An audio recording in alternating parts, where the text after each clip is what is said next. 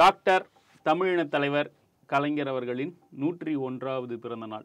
ஆமாம், நூற்றாண்டு நிறைவு, நூறாண்டு நிறைவு. நம்ம மக்கள் எனக்கு முத்தமிழ் அறிஞர் கலைஞர் அப்படின்னு காயின் பண்ணுறதுல பெருசாக விருப்பம் இல்லை. அவர் என்ன இயல் இசை நாடகத்துக்கு மட்டுமா தலைவர்? அதில் ஆப்வியஸாக கலையில் அவர் ப்ரூவ் பண்ணிட்டார். மிக முக்கியமாக அந்த கலையை யூஸ் பண்ணி கலைஞர் என்ன பண்ணார்? ஒரு ரிக்ஷா பிரச்சனையை கையில் ரிக்ஷா இழுக்கிறான்ற பிரச்சனையை பராசக்தியில் பேசுகிறார். 70களில் சட்டம் கொண்டு வந்து ஒழிக்கிறார். கலையை மக்களோட சுயமரியாதைக்காக யூஸ் பண்ணார் கலைஞர். அதை அரசியலில் அதை கன்வெர்ட் பண்ணார். உதாரணத்துக்கு எங்கள் வீட்டில் திருச்சியில் அப்படின்னா எங்கள் அப்பா சொல்லுவார், 18,000 ரூபா செலவு பண்ணி நீ அடுத்த வீட்டில் டிவி பார்க்கக்கூடாதுன்னு நான் வாங்கி கொடுத்தேன் 90களில். அப்போ 3 ரூம் கட்டலாம் அப்படின்னு. ஆனால் எல்லாத்தாலையும் அந்த அஃபோர்டபிலிட்டி இருக்காது. 18,000 ரூபான்றது எல்லார் வீட்டுக்கும் கலைஞர் கொண்டு போய் ஒரு டிவியை சேர்த்தார்ல. ஆனால் அதில் தான் நமக்கு எதிராகவே நியூஸ் வந்துச்சு, நமக்கு எதிராக ஓட்டு போட்டாங்க. இந்த மாதிரி ஒருத்தனோட சுயமரியாதையை, செல்ஃப் ரெஸ்பெக்டை அவரோட செல்ஃப் ரெஸ்பெக்ட், அந்த கட்சியோட செல்ஃப் ரெஸ்பெக்ட், தமிழ் மக்களின் செல்ஃப் ரெஸ்பெக்டை கடைசி வரையும் போராடி காத்தவர் கலைஞர் தான். வெறும் டிவி மட்டுமா கொடுத்தாரு? கல்வி, வேலை வாய்ப்பு. நான் சொல்றது சின்ன ஒரு மைக்ரோ லெவல்ல சொல்றேன். மைக்ரோ லெவல்ல சொல்றீங்க. எப்படி பாத்தீங்கன்னா தமிழ்நாட்டுடைய ஒரு நவயுக சிற்பி எப்படி நேருவை இந்தியாவுடைய சிற்பின்னு சொல்றாங்களோ அது போல தமிழ்நாட்டுடைய ஒரு நவயுக சிற்பி அப்படின்னு சொல்லலாம். எந்த ஆஸ்பெக்ட் எடுத்துக்கிட்டீங்கனாலும் அதுல கலைஞர் நிற்கிறார் இல்லையா? இல்லை, இப்போ ஒரு செய்தி, ஒரு த்ரெட் ஒன்று படித்தேன். கலைஞர் எப்படி இந்த நீராறு அணை திட்டத்தை கொண்டு வந்தார். அதை தண்ணி வீணாக போயிட்டு இருக்கக்கூடிய தண்ணி, கேரளா பகுதிக்கு தண்ணி வீணாக போயிட்டுருக்கு. அதிரம்பள்ளி ஃபால்ஸில் போய் வீணாக போயிட்டுருக்கு தண்ணி.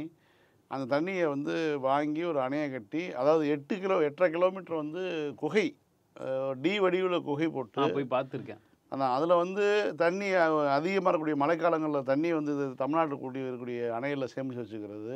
திருமூர்த்தி அணை போன்ற அணைகளில், சோலையார் அணை போன்ற அணைகளில் சேமித்து வச்சுக்கிறது.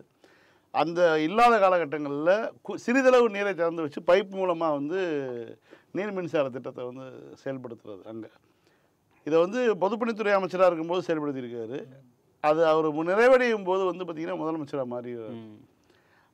ஒரு திட்டம்ங்கிறது காமராஜரை சொல்கிறாங்க, 8 அணை 9 அணை கட்டுறாங்க. அன்றைக்கி கட்ட வேண்டிய சூழல் இருந்தது, கட்ட வேண்டிய அளவுக்கு நிலப்பரப்பு இருந்ததுன்னு வச்சுக்கோங்களேன். அன்றைக்கி கரெக்டாக அப்போ தான் இந்தியாங்கிற ஒரு நாடு உருவாகுது, ஒன்றிய அரசு உருவாகுது, அங்கேருந்து ஃபண்டு வருது. அடிப்படை திட்டங்களை பண்ணுங்கள், விவசாயிகளுக்கு வேண்டிய திட்டங்களை பண்ணுங்கள், இப்போ நீர்த்தேக்கங்கள் ஃபஸ்ட்டு பண்ணணும். அப்படிங்கும்போது அது வரைக்கும் முடிந்தவரை பென்னிக்கு போன்ற நபர்கள், ஆர்த்தடன் போன்ற நம்ம தஞ்சாவூருக்கு பண்ணியிருக்காருல, அவர் மாதிரியான ஆட்கள் இவங்க போட்ட தனிப்பட்ட விருப்பத்தின் பேரில் பண்ண அணைகளை தாண்டி இது மாதிரியான அணைகளை காமராஜர் கட்டக்கூடிய காலகட்டத்தில் அவர் இருக்கார். அந்த 2வது 5வது திட்டம் இந்தியா முழுக்க பெரிய அணைகள் கட்டப்பட்டது. நம்ம ஆட்கள் குறை சொல்றவங்களுக்கு டேம்ஸ்க்கும் செக் டேம்ஸ்க்கும் உள்ள வித்தியாசமே தெரியல. இல்லை, செக் டேம் கிட்டத்தட்ட ஒரு 300-200 செக் டேமுக்கு பக்கம் கலைஞரே கட்டியிருக்காரு. அதுக்கப்புறம் இவர் பொதுச் செயலாளர் அணைகள் மட்டுமே 38 அணைகள் கட்டியிருக்காரு. அதாவது கலைஞர் கட்டிய அணைகள் 38 அணைகள். தகவல் வேணும்னா தினமலர்லேயே இருக்கு, தினமலர்லேயே பட்டியல் இருக்குது. கலைஞருடைய அந்த அணைகள் இப்போ இருக்கட்டும், ஒரு கட்டுமான துறையில் ஒரு பொதுப்பணித்துறையாக இருந்தாலும் அவர் ஒவ்வொரு விஷயத்துலையும் பார்த்தீங்கன்னா எங்கே போய் பார்த்தாலும் ஒரு கல்வெட்டு இருக்கும். அந்த கல்வெட்டு பார்த்தீங்கன்னா கலைஞர், கருணாநிதி பொதுப்பணித்துறை அமைச்சராக இருந்திருப்பார், முதலமைச்சர், ஏதாவது ஒரு ஊரில் அவருடைய திட்டத்தில் அவருடைய பங்களிப்பு இல்லாமல் இருக்குது. இன்றைக்கி ரொம்ப நான் பேசணும்னு நினைக்கிற நாள் பார்த்திங்கன்னா 89 ஆட்சியை பிடித்ததுக்கு பிறகு முதல் இதில் சத்துணவில் முட்டை போடப்பட்ட நாள். அதாவது தன்னுடைய ஹெர்டு ஆரோக்கியமாக இருந்தால் தான் ஒரு ஷெப்பர்டுக்கான ஒரு மதிப்பு. சத்துணவுனா ஒரு சாம்பாரம் போட்டுட்டு இருந்தாங்க. உண்மையான புரோட்டீன் தேவை பேருக்கு ஒரு வேல்யூ கொடுக்கணும். தமிழ்நாட்டு சொல்றோம், அதுக்கு ஒரு வேல்யூ கொடுக்கணும், அந்த சத்து இருக்கணும்னு நினைச்சேன். தமிழ்நாட்டு குழந்தைகள் மத்தியில் பல்வேறு நோய்கள் வருது. அப்போ அவர் ஒரு டேட்டாவை எப்படி ஒரு அணுகிறது. இன்றைக்கி நம்ம டேட்டா சயின்ஸ் பேசணும் இல்லையா? டேட்டாவை எப்படி அணுகிறதா, டேட்டாக்களை வைத்து கொண்டு அதன் மூலமாக திட்டங்களை திட்டுவது. தமிழ்நாட்டு குழந்தைகள் எதனால் அதிகம் பாதிக்கப்படுறாங்க? கால்சியம் குறைபாட்டினால பாதிக்கப்படுறாங்க, கொழுப்பு சத்து, அவங்களுக்கு தேவையான புரோட்டீன் குறைபாடு, இது எல்லாமே ஒரு லிஸ்ட் எடுக்கிறாங்க. இப்போ இதெல்லாம் போக்கணும்னா என்ன பண்ணணும்? குறைந்தது வாரத்துக்கு ஒரு முட்டை அன்னைக்கு லெவலுக்கு. முதல்ல அன்னைக்கு டாக்டர் சொன்னது வந்து குறைந்தது வந்து அவங்களுக்கு வந்து வாரத்துக்கு ஒரு நாளாவது முட்டை போடணும். ஏன்னா இந்த பவுல்ட்ரி எவாலுவேஷன்லாம் அன்னைக்கு வந்துகிட்டு இருந்த இந்த காலகட்டம். காலகட்டம் அப்போ ஒரு முட்டை கொடுக்குறதுங்கிறது வந்து ஒரு பெரிய ஒரு விஷயம். அதன் மூலமாக வந்து செய்யலாம் அப்படின்னு ஒரு வாய்ப்பு வருது. அப்போ வந்து வெறும் சோறையும் சாம்பாரையும் போடுறதுனால அந்த சாம்பாரில் இருக்கக்கூடிய வெறும் பருப்பை சாப்பிட்டா புரோட்டீன் கிடைக்கும். ஆனால் அது அந்தளவுக்கு உங்களுக்கு உடம்புல ஒட்டாது. மனித உடலுக்கு வந்து ஏற்பது வந்து முட்டை மாதிரியான விஷயங்கள் தான் சொல்லிட்டு சொல்கிறாங்க. அது வந்து அன்னைக்கு சாத்தியமே இல்லை அறிவியலை அப்படின்னு வந்து சொன்னாங்க. சாத்தியமே இல்லை. ஏன்னா வந்து அவ்வளவு லட்சம் முட்டைகளை வந்து எடுத்துட்டு போயிட்டு எப்படி கொடுக்கணும் ஸ்கூல்ல வந்து சப்ளை பண்றதெல்லாம் வாய்ப்பே கிடையாதுலாம் நீங்க சொல்லிட்டு அதான். இன்னும் சொல்ல போனா நாமக்கல் மாதிரியான அந்த பவுல்ட்ரி இண்டஸ்ட்ரீஸ் வந்து டெவலப் ஆனதுக்கு மிக முக்கிய காரணம் சத்துணவு திட்டம் தான். ஆமா. போஸ்ட் 90ஸ்க்கு அப்புறம் இந்த டிமாண்ட் அதிகமாயிருச்சு. இப்போ ஸ்கூலுக்கு கொடுக்கணும், மஸ்ட் கட்டாயமாக உற்பத்தி பண்ண வேண்டிய கட்டாயத்தில் இருக்கணும். சந்தையில் தேவை இருக்குது, சந்தையில் வந்து தான் உண்மை வித்தானுங்கிற கட்டாயத்தை தாண்டி அரசே வாங்கிக்குது, கொள்முதல் பண்ணிக்குதுங்கிறது. அப்போ இந்திய அரசாங்கம் வந்து டிவில விளம்பரம்லாம் கொடுத்தாங்க, பார்த்திருப்பீங்க டிவில. ஆமாம், வாரம் ஒரு முட்டை இன்னும் வரைக்கும் சாப்பிடுங்க, கொடுத்து ஜிங்கெல்லாம் இன்னைக்கு வரைக்கும் கொடுத்துட்டு இருக்காங்க. ஆமா. எக் கமிஷன் ஆஃப் இந்தியாவா ECI ஆமா, ஒரு அமைப்பு ஒண்ணு ஆமாம், இருக்கு.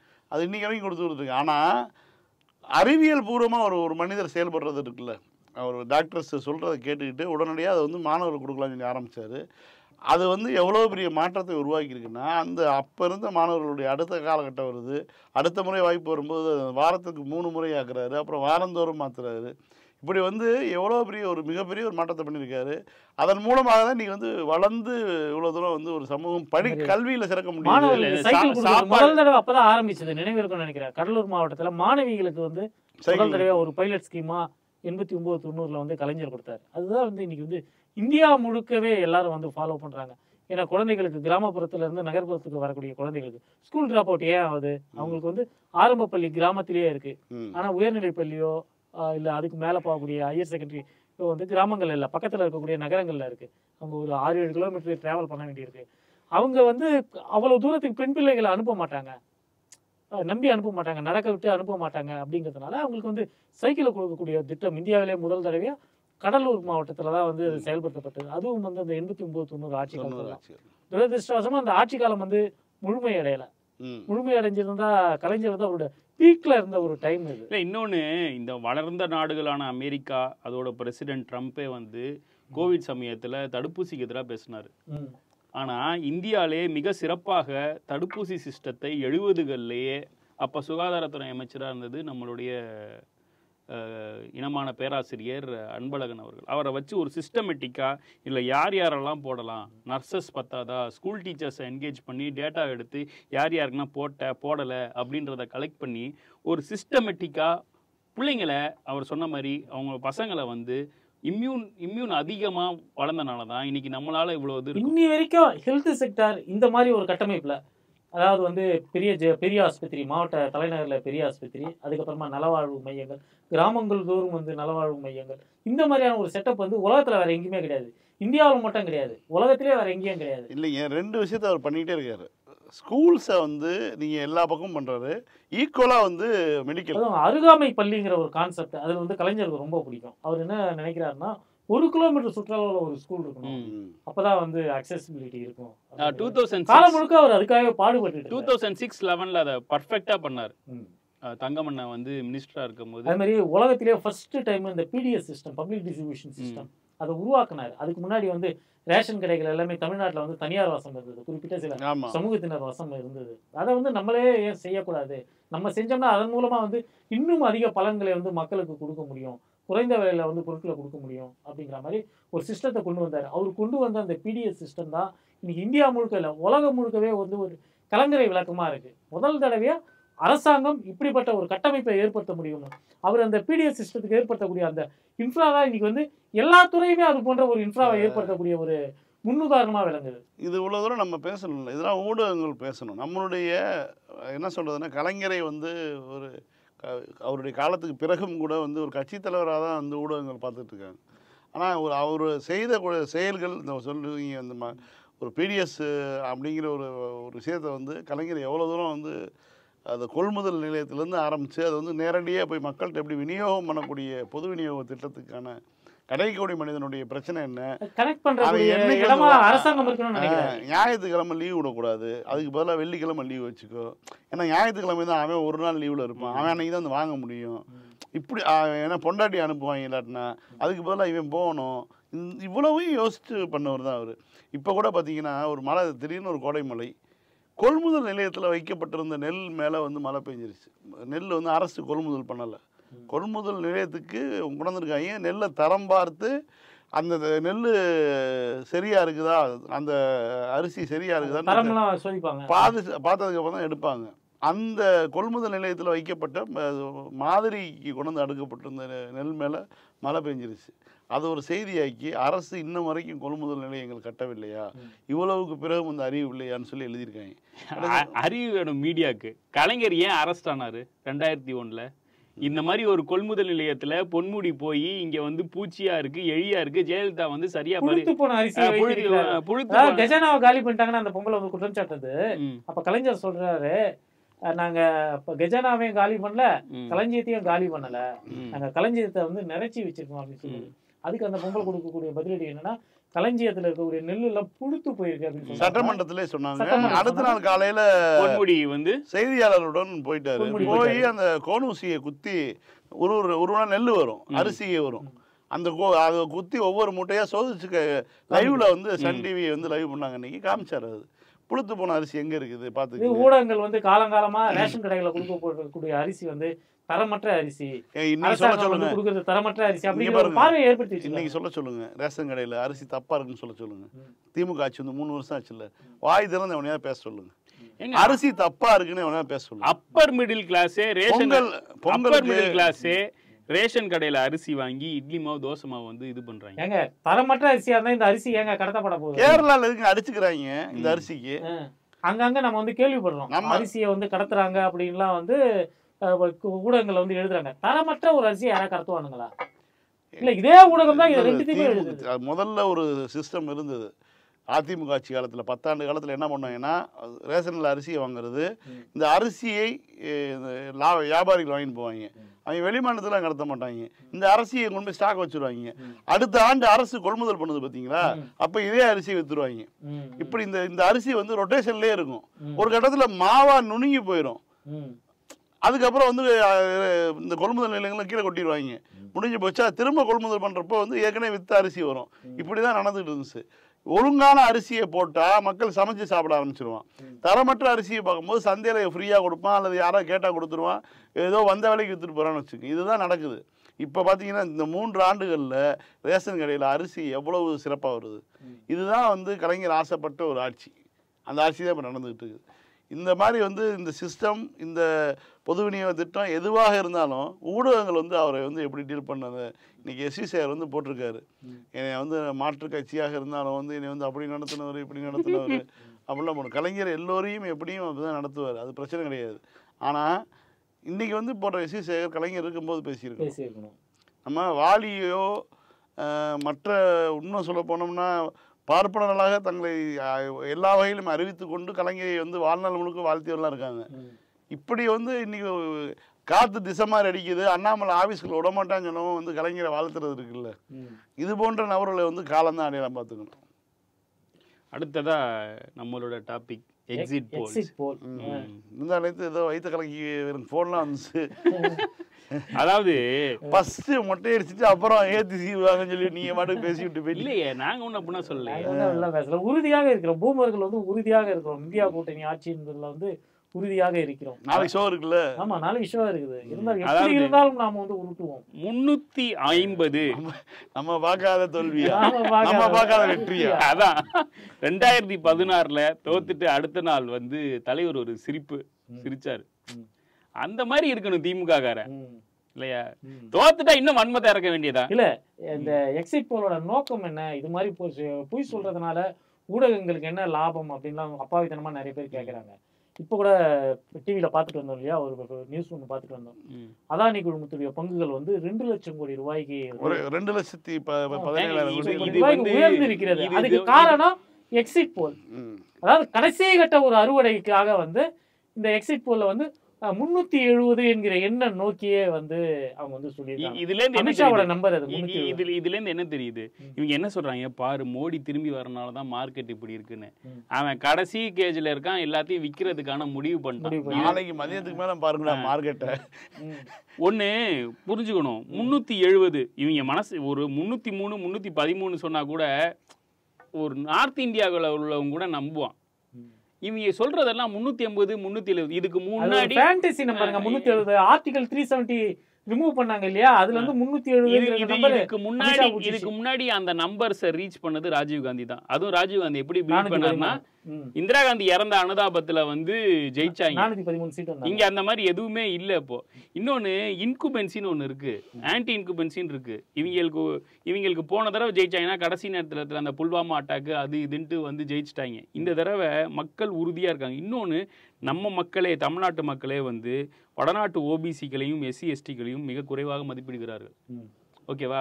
உனக்கு வந்து ஒரு கட்சி வந்து கேஸ்ட் சென்சஸ் நடத்துறேன், இடஒதுக்கீடு தரப்போறேன், நீ வந்து ஒடுக்கப்பட்டிருக்க, உனக்கு வந்து உரிமை தரேன் அப்படின்னு ஒரு உரிமை இல்லை, அவனோட உரிமையை வந்து உனக்கு கிடைக்கிறதுக்கு போராடுவேன் அப்படிங்கிற கட்சி இங்க இந்த சைடு வந்துட்டு உன்னோடதெல்லாம் பிடிங்கி அங்கே கொடுத்துருவான்ற ஒரு பொய். இதையெல்லாம் வந்து ஒரு மக்கள் நம்ப மாட்டாங்களா? இவன் பொய் சொல்றான்றதை நம்ப மாட்டாங்க. மோடியோடைய அமித்ஷாவுடைய இந்த தடுமாற்றமே சொல்லுது 300க்கு மேல என் நம்பர் மிக அதிகபட்சம் 220. அதுக்கு மேல தாண்டறதுக்கான வாய்ப்பே இல்லை. இது என்னோட விருப்பம் இல்லை, இது என்னோட அனுமானம், நம்ம படிக்கிறது பார்க்கறத வச்சு. இன்னைக்கு வந்து இவர் காஞ்சாலயா வந்து ஒரு ஆர்டிகல் எழுதியிருக்காரு, ஒரு சூப்பரான ஆர்டிகல். ராகுல் காந்தியை கரெக்டான இதில் இது பண்ணுறாரு. ராகுல் காந்தி டைனாஸ்டி பாலிடிக்ஸ் எப்படின்றத நம்ம சொல்லவே முடியாது. நேரு வந்து ஒரு கமிஷன், கார்காரே கமிஷனை வந்து எதிர்த்தாரு. இந்திரா காந்தி மண்டல் இம்ப்ளிமெண்டேஷனை தடுத்தாங்க. ராஜீவ் காந்தி மண்டல் இம்ப்ளிமெண்டேஷனுக்கு எதிராகவே பாராளுமன்றத்தில் பேசினார்.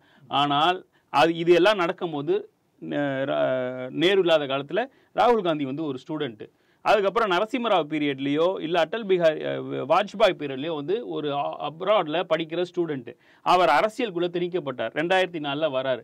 வந்துட்டு 2009 அவர் பவரை எடுத்துக்கணும் அப்படின்னு நினச்சா எடுத்துருந்துருக்கலாம், அவர் வந்து எடுக்கலை. இன்னொன்று சொல்லப்போனால் மன்மோகன் சிங் கொண்டு வந்த சட்டத்தை கிழித்தார். அதனால் அவருக்கே வந்து 2 வருஷம் வந்து தண்டனை இருந்தது. ராகுல் காந்தி முக்கியமாக சொன்னது என்னன்னா, கான்ஃபரன்ஸ் இன் ஹானர் ஆஃப் கான்ஸ்டியூன்சியில் வந்து சொன்னது, Indian political system and constitution system is against lower cost and OBC. இது வரையும் எந்த பிரதமரும், நம்ம வந்து மிக மிக மிக பெருமையாக நினைக்கக்கூடிய விபி சிங் அவர்கள் கூட இதை சொல்லலை.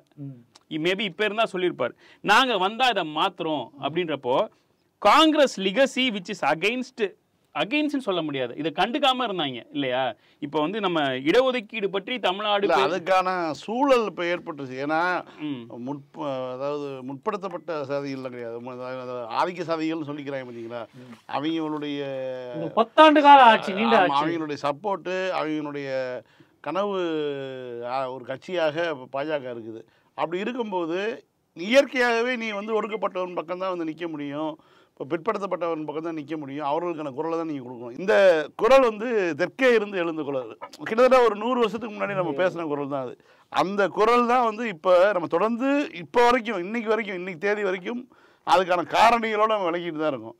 டி.கே. ரங்கராஜன் வந்து 2019ஆம் ஆண்டு பிப்ரவரி மாதம் வந்து பார்லிமெண்ட்டில் பேசுகிறாரு. ஒரு சிபிஎம் கட்சி, காங்கிரஸும் வந்து இந்த இதே சாதி ரீதியான ஆதரவு தான். ஆனா காங்கிரஸ் ஆதரிக்கும் நமக்கு தெரியும், ஆனா சிபிஎம் வந்து ஆதரிக்கும் நமக்கு நம்ம எதிர்பார்க்கவே இல்லை. ஆனா சிபிஎம் தமிழ்நாட்டுல இருந்து போன ஒரு பாருங்க, அதுதான் சொல்ல வரேன் நான். அது யாரை வச்சு ஆதரிக்கிறாங்கன்னா, ஒரு பார்ப்பனரை வைத்துக்கொண்டு சிபிஎம் ஆதரிக்குது. அது ஒரு செய்தி, அதில் அது நியூஸ், அது பார்க்கிற ஒரு அதாவது ஒரு 2000 ஆண்டு கால செய்தியை வந்து சிபிஎம் டி ராஜா சிபிஐல இருக்கிறவர் எதிர்த்தாரு. இல்ல கேரளால இருந்து எந்த எம்பியாவது ஆதரிச்சு பேசியிருப்பாங்களா? எவ்வளவோ பேர் இருக்காங்க, நீங்க ஏன் வந்து இவரை தேர்ந்தெடுக்கிறீங்க அப்படிங்கிறீங்க ஒரு இது இருக்கு. 2வது வந்து அவர் பேசுறாரு. ஆனா அதற்கு பிறகு ராகுல் காந்திக்கு வந்து உண்மை புலப்படுகிறது, நிதர்சனம் புரியுது. அந்த 2வது கூப்பு இருக்கு இல்லையா, 2019 அப்புறம் இந்தியா முழுக்க நடந்தாரு இல்ல, அந்த கூப்பு புரிய இல்ல. கரெக்டா லக்கி என்ன சொன்னதுதான். 2014 மோடியை ஓபிசின்னு ப்ரொஜெக்ட் பண்ணப்போ காங்கிரஸ் ஓபிசி லீடர் வராரு, காங்கிரஸ்ட அதுக்கான டிஃபென்சிவ் பாயிண்ட்ஸ் இல்ல.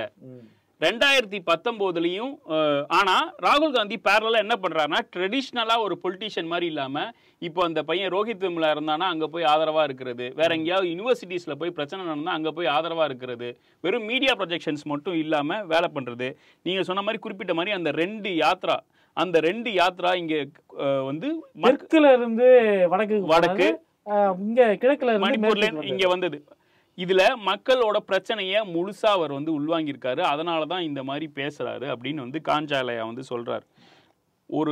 அவர் கடைசியா சொல்லி முடிக்கிறது என்னன்னா, ரிசல்ட் என்ன வேணா இருக்கட்டும், ஆனா ராகுல் காந்தி வந்து இந்த socio political reform for OBC SC எஸ்டியை வந்து ஒரு நாளும் கைவிடக்கூடாது. காஞ்சாலயா யாருன்றது நம்ம எல்லாத்துக்கும் தெரியும். ஆனா அவர் வந்து ஒரு ஆக்டிவிஸ்ட், இவங்கள மாதிரி இல்லை, நம்ம ஊரில் இருக்கிற மாதிரியான ஆக்டிவிஸ்ட்டோ ஒரு போலி ஆக்டிவிஸ்ட்டோ இல்லை. அவர் உண்மையான அம்பேத்கரைட்டு, அவர் வந்து புத்த மதத்தை வந்து முன்னிறுத்தி இது பண்ணுறவர். அவர் வந்து ஒரு லார்ஜர் பெர்ஸ்பெக்டிவ்ல அவங்களுக்கு நமக்கும் தான் காங்கிரஸ் மேலே ஒரு விமர்சனம் இருக்கும், அவருக்கும் இருக்கும். அதையெல்லாம் மீறி சொல்கிறார் அப்படின்னா ராகுல் ஒரு நம்பிக்கை நட்சத்திரமாக படித்தவர்கள் மத்தியிலும் வந்து விட்டார், படிக்காத பாமர ஜனங்கள் மத்தியிலும் அவர் வந்து விட்டார். காலம் வந்து அவர் வந்து ஒரு பிரின்ஸ்னு சொல்லிட்டு இருக்காங்க. No more prince. ஆமா, அவர் வந்து இப்போ வந்து மக்களோட மக்களா ஒரு சாமானியனா இல்ல, காலம் வந்து ஒரு உண்மையை உணர்த்தும் இல்லையா? அந்த உண்மை பெரியாருக்கு வந்து ஒரு செல்வந்தருடைய மகன், ஈரோட்டு வணிகருடைய மிகப்பெரிய வணிக குடும்பத்தில் பிறந்தவர், காசிக்கு போனதுமே ஒரு இது கிடைக்குது, மோதிரத்தை கூட கழட்டி கொடுத்துட்டு ஒரு இடத்துல போறாரு. போனதுக்கு அப்புறம் தான் அவருக்கு வந்து ஒரு இடத்துல ஒரு என்லைட்மெண்ட் கிடைக்குது. அது மாதிரி யாராக இருந்தாலும் ஒரு என்லைட்மெண்ட் கிடைக்கும். கிடைச்ச மாதிரி ஒரு என்லைட்மெண்ட் இன்னைக்கு ராகுல் காந்தி கிடைச்சிருக்கு. இல்லாட்டினா அவர் வந்து பேச மாட்டார். 2019ஆம் ஆண்டு ஸ்டெல்லா மேரிஸில் வந்து பெண்கள் இங்கே சென்னையில் வந்து சந்திக்கிறாரு. சந்திக்கும் போது பெண்கள் கேட்குறாங்க, இந்த மாதிரி வந்து நீட்டுக்கு எதிரான இதெல்லாம் இருக்குது, கல்வியை இதெல்லாம் பண்ணணும். கண்டிப்பாக காங்கிரஸ் ஆட்சிக்கு வந்தால் கல்வியை மாநில பட்டியலுக்கு அனுப்புவோம் அப்படின்னு சொல்லி அவர் பேசினார். அப்போ இருந்த சிதம்பரம் வந்து கொஞ்சம் அதை பிறகு பேசிக்கலாங்கிற மாதிரி அவருக்கு வந்து ஒரு பதட்டம் அடைஞ்சாரு. அப்புறமேல அவரு ஒரு ரவுண்ட் உள்ள போயிட்டு வந்தார்ல, அதுக்கப்புறம் வந்து இப்போ உள்ள போய் திருக்குறள் எல்லாம் படிச்சுட்டு வந்தாரு. போயிட்டு வந்ததுக்கு அப்புறம் அவரும் வந்து லைனுக்கு வந்துட்டார். இல்லைன்னா அப்போ வந்து ராகுல பொறுங்க, நம்ம அப்புறம் ஏங்க அவரை விடுங்க, நம்ம சின்ன பூச்சியே சொல்லிட்டாரு. நான் நீட்டை ஆதரிச்சது வந்து ஒரு காரணம், ஆனா அது போல இல்ல, அதுல மெரிட்ஸே இல்ல, அதனால இந்த சிஸ்டம் வந்து தவறான சிஸ்டம் அப்படின்ற பேச்சுக்கு வந்துட்டாரு. நாளைக்கு அவரு ஜெயிக்கணுமியா? அதெல்லாம் ஜெயிச்சிருவாரு, தங்கமா ஜெயிப்பாருங்க. நெட்ஃபிளிக்ஸை இலவசமாக்குறோம். அதோட இவர் என்ன சொல்றாருன்னா, காஞ்சாலயா மோடியை ஓபிசின்னு சொல்லி ப்ரொஜெக்ட் பண்ணாங்க. ஆனா ஓபிசிக்காக அவர் என்ன செஞ்சார், எஸ்சி எஸ்டிக்காக என்ன செஞ்சார்? அவர் செஞ்சது எல்லாம் கௌதம் அதானிக்கு தான். ஒரு ஓபிசியை மொத்தமாக சுரண்டி, அவர்களுடைய வளத்தை சுரண்டி பார்ப்பனர்கள் கையிலும் முதலாளித்துவர் கையிலும் பனியாக்கள் கையிலும் வந்து மோடி கொடுத்துட்டார். இதுதானே உண்மை. இப்போ இதையெல்லாம் வடநாட்டு மக்கள் பார்க்க மாட்டாங்களா? அதான் ஒரு குறிப்பிட்ட காலம் வரும். நமக்கு தமிழர்களுக்கு புரியக்கூடிய காலகட்டத்துக்கும் வட இந்தியர்களுக்கு புரியக்கூடிய காலகட்டத்துக்கும் உண்டு. அதான் கலைஞருடைய வசனம் தான், சில நாள் சிலர் ஏமாத்துறான், பல நாள் பலரை ஏமாற்றுறான், எல்லா நாளும் எல்லாரையும் ஏமாற்ற முடியாதுங்கிற ஒரு இது இருக்கு இல்லையா, கலைஞர் சொன்னது. அது மாதிரி தான் வந்து எவ்வளோ நாளைக்கு அவங்க பணம் ஓட போகுது. அதுதான் இந்த முறை வந்து கண்டிப்பாக வயிறு உணர்த்தாததை, அவனுடைய சோகங்கள் உணர்த்தாததை பல விஷயம். எப்போ எவ்வளோ தூரம் நடக்க விட்டாங்க? இல்லை, அது நடந்து போய் 22 பிஜேபி தான் ஓட்டு போட்டாங்கன்னு வச்சுக்கோங்க. உத்தரப்பிரதேச பிஜேபி தான் ஓட்டு போட்டாங்கன்னு வச்சுக்கோங்க, அது வேற. ஆனா இந்த முறை இருக்கக்கூடிய ஒரு தேர்தல் இது அவங்களுடைய நிரந்தர சோறு பிரச்சனை, வேலையில்லா திண்டாட்டம் வந்து ரொம்ப முக்கியமான பிரச்சனையாக கருதப்படுகிறது. இப்போ நேற்றைக்கு கூட எதில் போட்டிருந்தேன், வயரில் தான் போட்டிருந்தேன் நினைக்கிறேன். அதாவது குறைந்த வயது உள்ளவர்கள் வந்து பாஜக எதிர்ப்பு மனநிலையோட கொஞ்சம் ஹிந்து ராஷ்டிர கனவுல வந்து 45-50கள்லையும் இருக்கக்கூடியவர்கள் வந்து பாஜக ஆதரவாளர்களாக இருக்காங்க.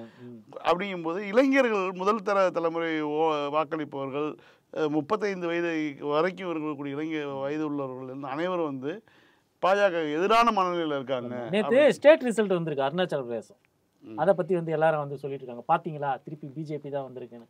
அது வந்து ஆக்சுவலாக வந்து பிஜேபி அப்படின்னு போர்டு மாட்டின காங்கிரஸ் வண்டியது. அது இப்படி திருப்பிக்குவாங்க. நாளைக்கு ரிசல்ட் வந்தோடனே ஒரு பாண்டிச்சேரி மாதிரிங்க, அதாவது திருப்பிடுவாங்க. இல்ல, அங்க இருக்கக்கூடிய முதல்வர் இப்ப இருக்காருல, 3வது முறையோ என்னவோ வந்து அவர் வந்து முதல்வர் ஆகி இருக்கிறாரு. அவருக்கு இன்னும் 44-45 வயசு தான் ஆகுது. அவங்க அப்பாவும் வந்து அருணாச்சல பிரதேசல முதல்வராக நீண்ட காலம் பணியாற்றியவர் தான். இவர் வந்து ஆமா, இவர் காங்கிரஸ்ல ஒரு பிரச்சனை ஆகிறப்போ இவர் இன்னொரு கட்சிக்கு போறாரு, பீப்புள்ஸ் பார்ட்டின்னு ஒரு கட்சிக்கு வந்து இவருடைய எம்எல்ஏக்களோட இவர் மொத்தமா போறாரு. போகிறப்ப என்ன ஆகுது, அந்த பீப்புள்ஸ் பார்ட்டிக்காரன் என்ன பண்ணி விட்டுறான், இவரை வந்து கட்சியை விட்டு நீக்கிட்டு இருக்கிற எம்எல்ஏக்களை வச்சு அவன் ஒரு ஆட்சி அமைக்கிறதுக்கு முயற்சி பண்ணுறான். அப்போ என்ன பண்ணுறாரு, இவர் கூட்டு போன காங்கிரஸ் எம்எல்ஏக்கெல்லாம் கூட்டு போயிட்டு பிஜேபியில் போய் சேர்ந்துடுறாரு. ஸோ அருணாச்சல பிரதேசத்தை பொறுத்த வரைக்கும் பிஜேபினால யாருக்கும் எதுவும் தெரியாது, நரேந்திர மோடியும் தெரியாது, அமித்ஷாவும் தெரியாது. அங்கே வந்து இவங்க ஃபேமிலியை தான் தெரியும். ரேஷன் இந்தியாவிலேருந்து வரணும். ஆமாம், மத்தியில் யார் இருக்காங்களோ அவங்களுக்கு வந்து நான் வந்து அவங்க கட்சியாக இருப்பேங்கிறதா அவருடைய இது. அதுவும் இல்லாமல் நீங்கள் எங்கேயுமே கேள்விப்பட்டிருக்க மாட்டீங்க, ஒட்டுமொத்தமாக அங்கே 61 இடம், 60 இடமா 60 இடம், 60 இடத்துல 10 சீட்டுக்கு வந்து தேர்தலே நடக்கல. அண்ணன் போஸ்டா ஜெயிச்சிருக்காங்க. அண்ணன் போஸ்டா ஜெயிச்சிருக்காங்கன்னு சொல்லக்கூட அறிவிச்சிருக்காங்க. அண்ணன் போஸ்டா அறிவிச்சிருக்கிறாங்க. தேர்தலுக்கு முன்னாடி 50 இடங்களுக்கு தான் வந்து தேர்தலே நடந்தது. அந்த லட்சணத்துல தான் அங்க வந்து அரசியல் இருக்கு. அதனால வந்து அதை வந்து நரேந்திர மோடிக்கு ஆதரவான ஒரு தீர்ப்பு, அமித்ஷாவுக்கு ஆதரவான ஒரு தீர்ப்புன்னு பார்க்கறதுங்கிறது வந்து ஒரு வடிகட்டின முட்டாள்தான். என்னன்னா இந்த ஒரு செய்தி, இந்த மாதிரியான ஒரே மாதிரியான எக்ஸிட் போல் ரிசல்ட்டுகள் இதெல்லாம் ஒரு பக்கம் வந்துட்டு இருக்கும்போது, இந்த அருணாச்சல பிரதேசத்துக்கான ரிசல்ட் வரும்போது அப்போ இது உண்மையாக நடக்க போகுதோ அப்படிங்கிற நம்பிக்கை. அதனால தான் இந்த 2,17,000 கோடி அதானி ஏறி இருக்குன்னா என்னன்னா, அதில் அதானியுடைய செல் கம்பெனி பூரா அதனுடைய லாபத்தை எடுத்து கையில் வச்சுக்குவான். இப்போ நாளைக்கு ரிசல்ட் வரும்போதும் அதானியுடைய பங்குகள் ஏறுற மாதிரி வந்து செல் கம்பெனி வச்சு வாங்கி அதை மெயின்டைன் பண்ணிட்டு ஒரு 4 நாளைக்கு மெயின்டைன் பண்ணுவோம். அதுக்கப்புறம் தான் உழுகுறதுன்னு வச்சுக்கோங்களேன். இந்த படுபாதாளத்தில் உழுவும் போது தான் வந்து ஸ்டாக் மார்க்கெட் வந்து ரொம்ப இதாகிறது. ஒரு ஃப்ளட்ஜிங்காக அது ரொம்ப இதாக போகும்போது ஒரு பிரச்சனை வராதுங்கிறது. அதுக்கான ஏற்பாடுகள் தான் இப்போ பண்ணியிருக்காங்க. இதுதான் வந்து எக்ஸிட் போல் அப்படிங்கிறதே வந்து இந்த ஷேர் மார்க்கெட்டு பிஸ்னஸ் இதெல்லாம் தாண்டி வந்து மைனஸ் பாயிண்ட்னு நம்ம யோசிச்சோம்னு வச்சுக்கோங்களேன். நம்பர்ஸ் சொல்லியிருக்கிறது, அதாவது வாக்களித்த சதவீதம் மற்ற தேர்தலெல்லாம் தமிழ்நாடு மாதிரியான தேர்தலெல்லாம் வந்து லேட்டாக சொன்னது, அப்புறம் வந்து கடைசி 2-3 கட்டங்களுக்கு வந்து உடனே சொன்னது. அதுலேயும் ரொம்ப குளறுபடி காரணம் இல்லை. லக்கி என்ன முன்னாடியே சொன்ன மாதிரி இப்போ அந்த புதுசாக அந்த மொபைல் ஆப் கொண்டு வந்து அதில் ஃபீட் பண்ணி எல்லாரும் பண்ணுறாங்க, பாதி பேர் பண்ணலை. அந்த ஆடிட்டில் மிஸ் மேட்ச் இருக்குது. இப்போ தான் 17C அவனே வெளியில் விட்டுட்டானே. அதுதான் சொல்லுவார், அந்த ஒரு பயங்கள் அச்சங்கள், அதான் அது அந்த வேரியேஷனு. அதே மாதிரி வந்து இவங்க ஏஜென்டோட உள்ள அனுமதிக்க கூடாதுங்கிற மாதிரி. அது என்ன டிஆர்ஓ என்னது அது புரியல. அது டெப்டி ரிட்டர்னிங் ஆஃபீஸரை உள்ள பார்க்கக்கூடாதுங்கிறது, இந்த மாதிரியான விஷயங்கள்லாம் சொல்லியிருக்காங்க. இதுதான் எலெக்ஷன் கமிஷனுடைய தலைமையகத்துக்கு இந்த அம்மா நேராக போயிருக்கு, நிர்மலா சீதாராமன் நேற்று போயிருக்கு. அதுக்கு முன்னாடி வந்து மாவட்ட கலெக்டர்கள் கிட்டத்தட்ட 100க்கும் மேற்பட்ட மாவட்ட கலெக்டர்கள் நேரடியாக வந்து அமித்ஷா ஃபோன் பண்ணி பேசியிருக்கிறாரு. அப்படிங்கிற மாதிரி 150 கால் வரிசையாக ஃபோன் அடிச்சுக்கிட்டே இருந்திருக்கிறாரு போல. அது போன்ற விஷயங்கள்லாம் இருக்கு. அதை தான் வந்து திரும்ப காங்கிரஸ் தலைவர்கள் வந்து சொல்லிட்டு இருக்காங்க, விழிப்பாருங்க. அவங்க ஏதோ பண்றதுக்கு ட்ரை பண்ணிட்டே இருக்காங்க. ஃபர்ஸ்ட் காலையில எடுத்தோடனே தபால் ஓட்டுகள் தான் வரும். வட இந்திய தபால் ஓட்டுகள் பூராமே பெரும்பாலும் வந்து பாஜக ஆதரவா இருக்கும். நம்ம நியூஸ் இதே மாதிரி 370 இடங்களில் முன்னிலைன்னு தான் ஆரம்பிப்பாங்க. அதனால வந்து யாரும் அச்சப்பட வேண்டாம். ரொம்ப பிபி ஏற்றி தந்தி டிவிலேயே நைட் 2 பெக்க சேர்த்து போட்டு ஒரு 11 மணி வாக்கில் எந்திரிச்சு நியூஸை பாருங்க. இருந்தா சாமிக்கு. அண்ணாமலை வந்து 3வது இடத்துக்கு வருவான்னு தந்தி டிவியில போட்டிருக்கான். அதுக்கு கீழே 1% தானே குறைஞ்சிருக்கு, நாங்க எல்லாம் இவிஎம்ல மாத்திருப்போம், நாங்க மாத்தி அனௌன்ஸ் பண்ணுவோம்ன்றான் ஒருத்தன் சங்கி. டேய், திமுக காரன் விட்டுருவானாடா இல்ல அதிமுக காரன் விட்டுருவானா? அது இன்னொரு கருத்து கணிப்பு பார்த்தேன், சாட்டைங்கிற ஒரு வலைதளத்தில் வந்து இருக்கக்கூடிய ஒரு சர்க்காசம் பண்ணாராமா. ஆமாம், அது வந்து 35% வாக்குகளை வந்து நாம் தமிழர் கட்சி கைப்பற்ற பஞ்சாயத்து. ஏன்னா எந்த எக்ஸிட் போலுமே நாம் தமிழர்னு ஒரு பேரையே நான் பார்க்கல நான். ஆனா இந்த நிலைமையிலே சர்க்காசம் பண்றக்கூடிய மனநிலை இருக்கு. ஆனா அதை பாராட்டி தான் தெரியும். உண்மையிலே சில டைம் சீமான் மேல எனக்கு சங்கடமா வருது. அதே மாதிரி நியூஸ்ல வந்த கருத்து கணிப்பு அதிமுக 24 இடங்களில் வெற்றின்னு உறுதியா சொல்லப்பட்டிருக்கு. அப்புறம் என்ன முட்டை வாங்கும்னா போடுவான் 24 இடங்கள்ல வந்து அதிமுக வெற்றி. கருத்து கணிப்பில் தகவல், அவ்வளவுதான். எந்த கருத்து கணிப்புன்னு சொல்ல மாட்டேன்றா. கருத்து கணிப்பில் தகவல் அப்படின்னு ரொம்ப கருத்து கணிப்பு சொன்னவர் உள்ள இருக்காரு, அதை வெளியில சொல்ல முடியல. அதனால கருத்து சொன்னவர் எங்க சவுக்கு மீடியா கருத்து கணிப்புன்னு சொல்ல வேண்டியதுதானே வெளிப்படையா. சங்கத்தை கலைச்சிட்டாங்க, அதனால அதையும் சொல்ல முடியாது. நாளைக்கு அவன் வேற இல்ல, நாளைக்கு வேற இது இல்ல. இருந்திருந்தா ஆனாலும் தமிழ்நாட்டோட கருத்து கணிப்பு வந்து அவங்களால வந்து உருட்ட முடியல. வட இந்திய ஏங்க ஊடகங்களா 6 சீட்டு பிஜேபி ஜெயிப்போன்னு போட்டிருக்காங்க. எனக்கு அதை பார்த்ததுக்கு அப்புறம் தான் அப்பாடா அப்படின்னு இவனுங்க கருத்து கணிப்பு இந்த லட்சத்துல இருக்காங்க. ரிபப்ளிக் டிவில 16 சீட் ஜெயிக்கும்னு போட்டிருக்கான். ஆமா, இப்ப ரிபப்ளிக்ல டைம்ஸ் நவுல ஜி நியூஸ்னு ஒரு சேனல் 359 இடமும் ஏதோ சொல்லி இருக்கிறாங்க. ஃபர்ஸ்ட் நாள் கருத்து கணிப்பு சொல்றப்ப சனிக்கிழமை ஈவினிங் சொல்றப்ப நேத்து வந்து அதை வந்து அவங்க வந்து மாத்தி இருக்கிறாங்க. 50 இடம் குறைச்சிக்கிட்டானுங்க அப்படின்னு சொல்றாங்க. இது என்னன்னு எனக்கு புரியல. எனக்கு எக்ஸிட் போலுங்கிறது வந்து வாக்குச்சாவடியில இருந்து வெளியில வர்றவங்க கிட்ட கேட்டு கேட்பார்ல யாருக்கு ஓட்டு போட்டீங்கன்னு சொல்லி எந்த சின்னத்துல போட்ட ஒரு 20 வருஷத்துக்கு முன்னாடி ஒரிஜினல் எக்ஸிட் போல் ஒரு 20 வருஷத்துக்கு முன்னாடி பிரணாய் ராய் போன்றவர்களாம் எக்ஸிட் போல் எடுக்கிறப்ப அதுக்கு வந்து ஒரு மரியாதை இருந்தது. இன்னைக்கு எக்ஸிட் போலுங்கிறது ட்விட்டர்ல எடுக்கிறானுங்க. இல்ல பிரணாய் ராயன் சொல்லியிருக்காரு 2004 தேர்தல் முடிவுக்கு பிறகு உலகம் முழுக்க இருக்கக்கூடிய அந்த எக்ஸிட் போல் அப்படிங்கிறதுக்கான அந்த இது இருக்கு இல்லையா, அதன் மீதான நம்பகத்தன்மையை குலைத்தது 2004. நிறைய பேர் ஓட்டு போறவங்கள பொய் சொல்றாங்கன்னு சொல்றாங்க. அல்ல அதை தான் அவரும் சொல்றாரு. 2004 எக்ஸிட் போலுங்கிறது வந்து ஒரு உதாரணமாக பல்கலைக்கழகங்களில் இருக்கக்கூடிய பாடங்களில் கூட இந்திய தேர்தலில், ஏன்னா மிகப்பெரிய ஒரு ஜனநாயக தேர்தலாக இந்திய தேர்தல் இருக்கு. இவ்வளோ பெரிய தேர்தலில் நடந்த ஒரு தேர்தலுக்கு பின்னான ஒரு முடிவுகள் அப்படிங்கிறது இருக்கு இல்லையா, அந்த முடிவுகளுக்கு வந்து ஒரு பாடமாக எடுத்துக்கிட்டு இருக்கோம் நாங்கள் பல்வேறு பல்கலைக்கழகங்களில். இது வந்து முக்கியமாக அப்படி ஒரு, ஏன்னா இவ்வளோ பெரிய மாற்றம் வரப்போகுது, பிஜேபி தான் மீண்டும் வரப்போகுது அப்படிங்கும்போது காங்கிரஸ் வந்து அடித்து வெளியில் வருது, காங்கிரஸினுடைய ஆட்சி அமையுது அப்படிங்கிறது வந்து யாருமே எதிர்பார்க்காத ஒன்று. அதை வந்து இன்றைக்கி வரைக்கும் பாடமாக எடுத்துகிட்டு இருக்கோம். அதனால் வந்து நீங்கள் வந்து இந்த எக்ஸிட் போல்களை வந்து ஒரு மிக முக்கியமான செய்தியாக கையில் பிடிச்சிட்டு அலைய வேண்டியது இல்லைங்கிறது தான். ரொம்ப சிம்பிள்ண்ணே. ஜூன் 1ஆம் தேதி கடைசி கட்டத்தில் 59 சீட்டோ 60 சீட்டோ நடந்ததா எலெக்ஷனு. அதுலேருந்து ஒரு மணி நேரத்தில் அவனுக்கு எப்படி வந்து 21ல் திமுக எவ்வளோ சீட்டு ஜெயிக்குன்னு சொன்னாங்க? 96 நம்ம சொன்னாங்க. 89 to 96 சீட்டு தான் ஜெயிக்கும்னாங்க திமுக. எவ்வளோ வந்துச்சு திமுக? 125 சீட்டு வந்துச்சு. 125 கூட்டணி கட்சியெல்லாம் சேர்த்து 160 சீட்டு வந்தது. அப்போ நீங்கள் வந்து திமுக கூட்டணியினுடைய வெற்றியை இவங்க எந்த அளவுக்கு வந்து கணிச்சு சொன்னாங்க? ரொம்ப கடுமையான போட்டி இருந்ததான். கடுமையாக போட்டி இருந்தது. இன்னொன்று எடப்பாடி மீண்டும் ஆட்சி அமைப்பார்லாம் சொன்னாங்க. எடப்பாடி ஆட்சி அமைப்பார் சில கருத்து கணிப்புகள் வந்திருந்தது. எல்லாமே பார்த்தோம். நம்ம தலைவர் சொன்ன மாதிரி தான், இது எல்லாம் கருத்து கணிப்புகள் இல்லை, கருத்து திணிப்புகள். அவ்வளோதான். இல்லை, கடைசியாக நடந்த அந்த 5 மாநில தேர்தலில் கூட கருத்து கணிப்புகள் எல்லாமே வந்து தவறாக போச்சு. சில இடங்கள்ல வந்து பிஜேபி வராதுன்னு சொன்ன இடங்கள்ல பிஜேபிலாம் வந்தது. இல்லை, அதே மாதிரி காங்கிரஸ் கர்நாடகாவில் வராதுன்னு வந்து சொன்னாங்க. அதுதான் ரொம்ப ஆச்சரியம். தெலுங்கானால ஒருத்தனாவது கரெக்டாக சொன்னா காங்கிரஸ் வர போகுதுன்னு. இல்லைங்க, இப்போ என்ன கொடுமைன்னா பிஆர்எஸ்ல வந்து கவிதாவை அரெஸ்ட் பண்ணி உள்ள வச்சிருக்காங்க. காங்கிரஸ் இப்போ தான் ஜெயிச்சிருக்குது. அந்த மாநிலத்தில் முழுக்க பிஜேபி தான் ஜெயிக்கும்னு சொல்லி ஒரு கருத்து கணிப்பு வந்துச்சுன்னா, அதாவது என்னென்னா, ஏற்கனவே பாஜக வெற்றி பெற்ற ஒரு மாநிலமாக இருந்தால், ஒரு சில எம்பிகள் கையில் வச்சக்கூடிய மாநிலமாக இருந்தால் கண்ணை மூடிட்டு நம்பர்ஸ் எழுது. அதான் ஹரியானால 10ன்னு சொன்னானே பிஜேபி இருக்கிறதே 4 சீட்டு. பீகார்ல பிஜேபி 9.2 தான் ஓட்டிருக்கான்ற மாதிரி இருக்கு. பிஜேபியோட அலையன்ஸ் பார்ட்னர் ஒருத்தன் நிக்கிறான். அவன் நிக்கிறதே 5 தொகுதியில, இவங்க 6லேருந்து 7 சீட்டு ஜெயிப்பாவேன்னு போட்டிருக்காங்க. விளங்குவானுங்களா?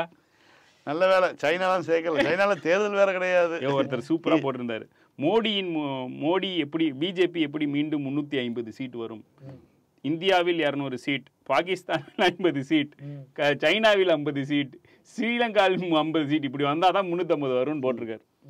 ஆனால் நிறையா ஃபோன் கால்கள்ப்பா நமக்கு. இந்த நீங்கள் வந்ததுக்கப்புறம் வந்து என்னங்க இப்படி நண்பர்கள் எக்ஸிட் போல் அப்படின்னு.